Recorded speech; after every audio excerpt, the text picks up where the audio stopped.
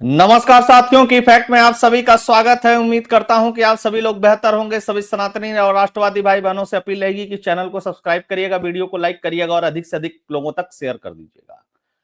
चुनाव तो हार गई आम आदमी पार्टी दिल्ली का, लेकिन समस्या यह पैदा हो गई कि अरविंद केजरीवाल ने जितनी गड़बड़ियां पार्टी के अंदर कर रखी थी, अब वो एक एक करके उजागर होने लगी है। मनीष सिसोदिया ने सीधे सीधे अरविंद केजरीवाल के अध्यक्ष पद यानी कन्वेयर का जो पद है उसको चुनौती दे दी है। आप लोगों ने कभी सुना होगा कि अध्यक्ष के बिना परमिशन के कोई नेता पूरे देश के कार्यकर्ताओं को संबोधित करे? ऐसा कभी और किसी पार्टी में नहीं होता है। अक्सर उसकी परमिशन से ही इस तरीके की चीजें होती है, या वह खुद पूरे देश के कार्यकर्ताओं को संबोधित करता है। वो कोई भी पार्टी हो, कांग्रेस हो, भाजपा हो, सपा हो, बसपा हो, सारी पार्टियों में इसको क्या बोल सकते हैं, एक रिवाज है और एक हेरारकी भी है। लेकिन ऐसा नहीं हुआ। मनीष सिसोदिया के बार बार कहने के बावजूद भी अरविंद केजरीवाल ने मनीष सिसोदिया के लोगों को टीम में जगह नहीं दी। मनीष सिसोदिया की सीट को बदल दिया गया।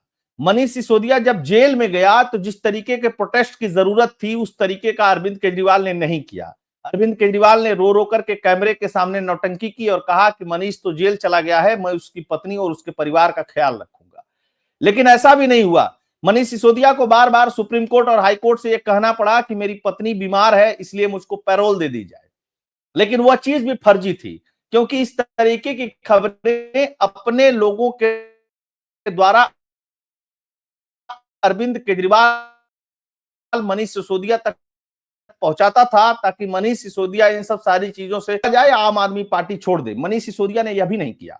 तो मनीष सिसोदिया के पास क्या चारा था? मनीष सिसोदिया के पास चारा था कि वह इंतजार करता कि दिल्ली का चुनाव अरविंद केजरीवाल हारे, और जब दिल्ली का चुनाव अरविंद केजरीवाल हारेगा उसके बाद पार्टी पे कब्जे की लड़ाई चलेगी।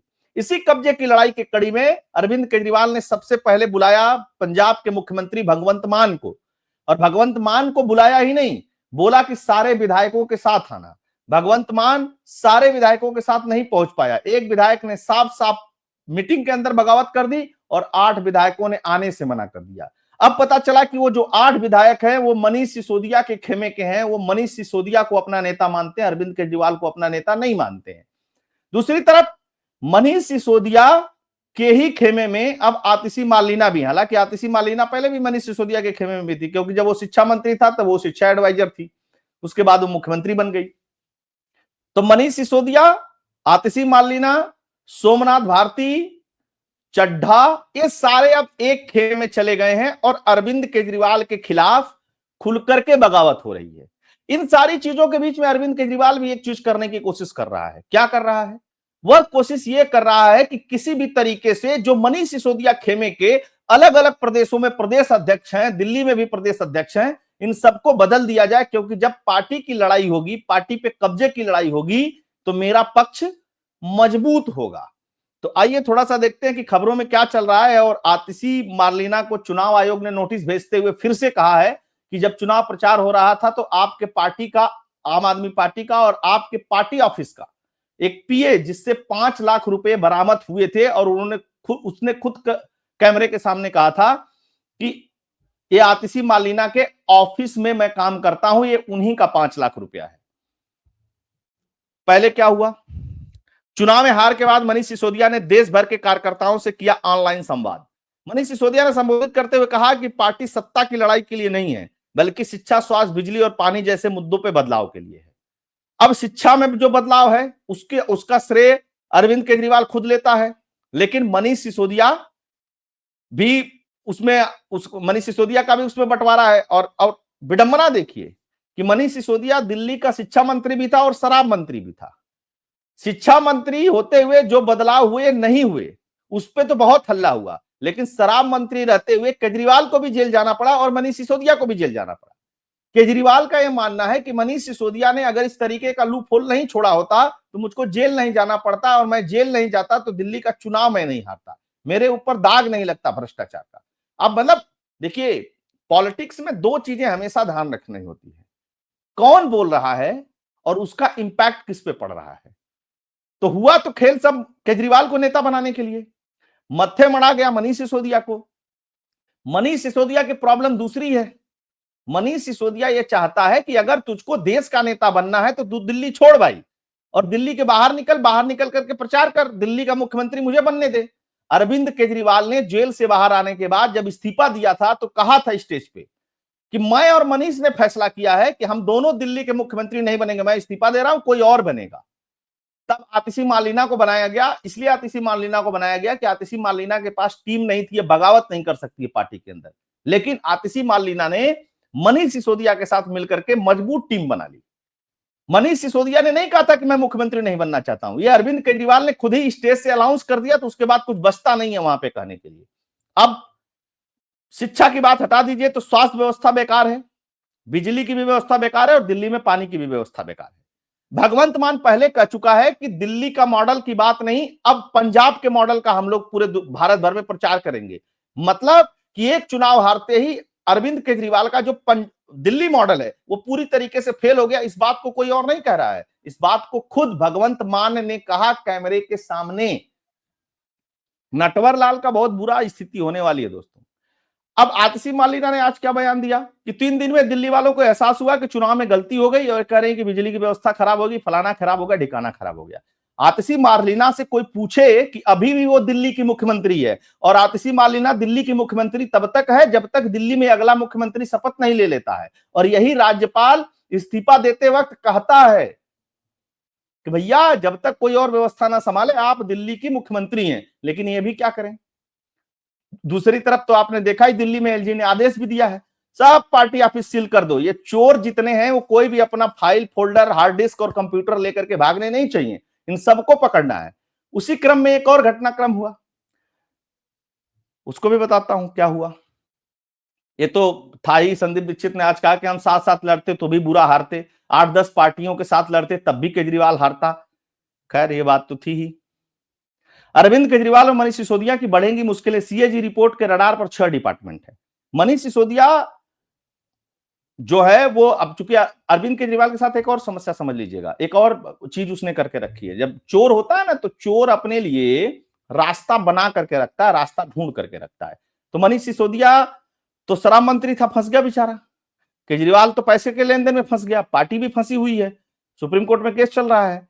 लेकिन कोई डिपार्टमेंट केजरीवाल अपने पास नहीं रखता था, तो मींस किसी फाइल पे उसको साइन भी नहीं करना पड़ता था। तो फंसेगा कौन, जिसके फाइल पे साइन होंगे। लेकिन सीएजी रिपोर्ट जो है वो क्या कहती है कि इन 6 डिपार्टमेंटों में सैकड़ों करोड़ रुपए का घोटाला हुआ है।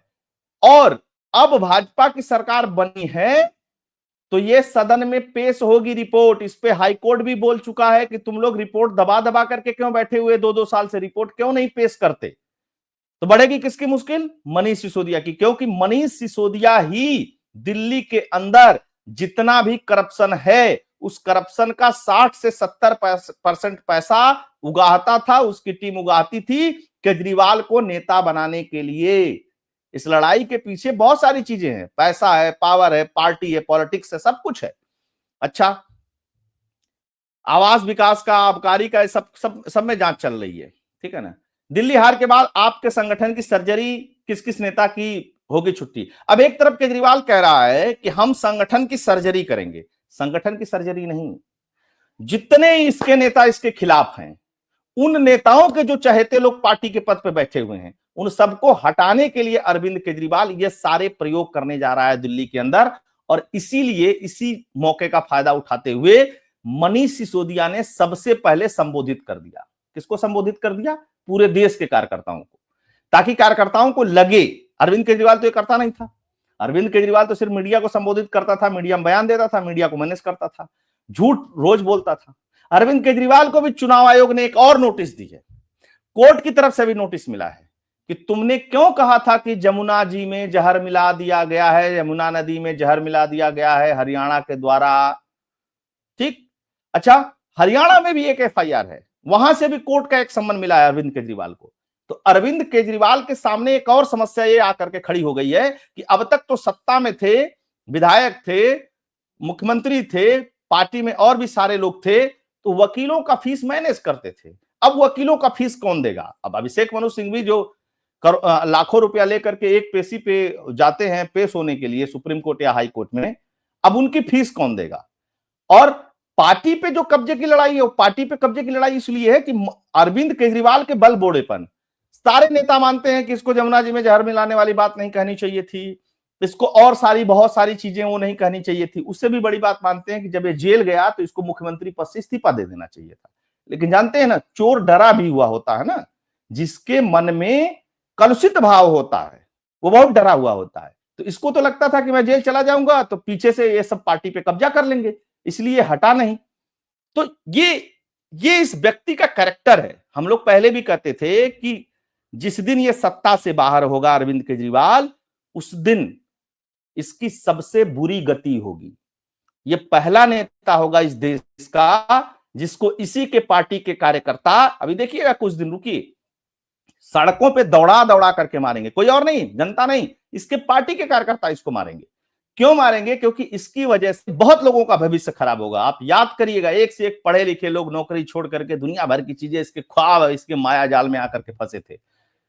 कुछ समय पहले की बात है, 7-8 महीने पहले की बात है, या 1 साल के आसपास हुआ होगा, 637 लोगों को अवैध तरीके से नौकरी दे रखी थी अरविंद केजरीवाल ने, जिसको एलजी के आदेश पर हटाया गया। दूसरा मुद्दा, 10,000 जो सिविल वॉलंटियर थे उनको किस तरीके से अरविंद केजरीवाल ने फंसाए हुए था दिल्ली के अंदर, और उनका कोई हला भला नहीं कर रहा था। सिविल वॉलंटियर भी इसके खिलाफ थे। यही कारण है कि भारतीय जनता पार्टी जैसी पार्टी दिल्ली के अंदर 48 सीटें लेकर के आई और आम आदमी पार्टी 22 सीटों पर सिमट गई। लेकिन इन सब सारी चीजों के बाद अरविंद केजरीवाल की कहीं बोलती निकल नहीं रही है। आप मीडिया में बयानबाजी नहीं देख रहे हैं, नहीं तो रोज आकर मीडिया में बयानबाजी करता था। किस हैसियत से करता था? पार्टी का अध्यक्ष तो अभी भी है, मुख्यमंत्री तो था नहीं, सिर्फ एक विधायक ही था, हैसियत तो यही थी, चाहे कुछ भी हो। रोज प्रेस कॉन्फ्रेंस, ये हो गया, ऐसे हो गया, वैसे हो गया। अब ये मुंह छिपाए हुए फिर रहा है, क्योंकि मनीष सिसोदिया की डायरेक्ट बगावत से स्थिति अब संभलने वाली नहीं है। तो दोस्तों, ये थी खबर, ये था खबर का विश्लेषण। आप लोग इस खबर को कैसे देखते हैं, कैसे समझते हैं, इसके लिए कमेंट जरूर करिएगा। अगर आपको एनालिसिस कंटेंट फैक्ट पसंद आते हैं इस चैनल के, तो चैनल के लिए डोनेट और कंट्रीब्यूट करते रहिएगा। उसके लिए फोन पे, पेटीएम का नंबर स्क्रीन पे दिया हुआ है। आप सभी जुड़े, बहुत बहुत धन्यवाद। जय हिंद, जय भारत, जय श्री राम।